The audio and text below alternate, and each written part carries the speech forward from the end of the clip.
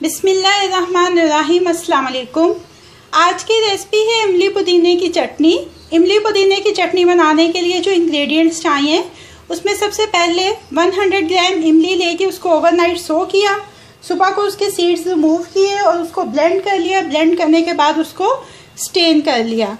इसमें जाएगा half teaspoon red chilli powder, 1/4 teaspoon salt, 2 tablespoon sugar, 1 teaspoon भुना हुआ जीरा जिसको पीस लिया है, 1 चुटकी सौंफ चाहिए, इसको भी भून के पीस लिया है, half tea spoon fresh coriander का पेस्ट बना लिया है, 1 टीस्पून फ्रेश मिंट लीव्स लेके उनका पेस्ट बना लिया है, 1 टीस्पून इसमें जाएगा ग्रीन चिली पेस्ट। अब इसकी कुकिंग स्टार्ट करते हैं।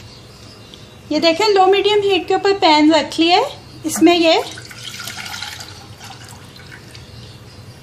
इमली सबसे पहले डालेंगे, साथ ही इसमें ये शुगर, सॉल्ट और रेड चिली पाउडर डाल के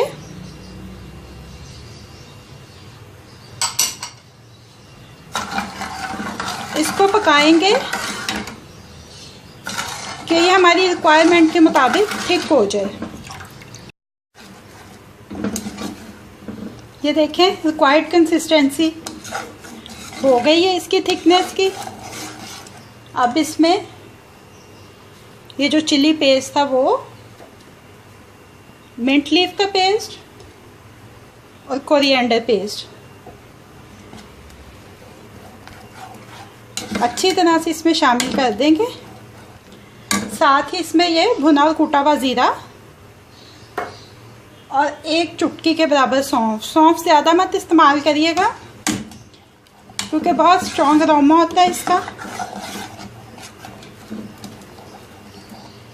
ये देखें, इमली पुदीने की चटनी रेडी हो गई है। ये देखें, इमली पुदीने की चटनी रेडी टू सर्व है।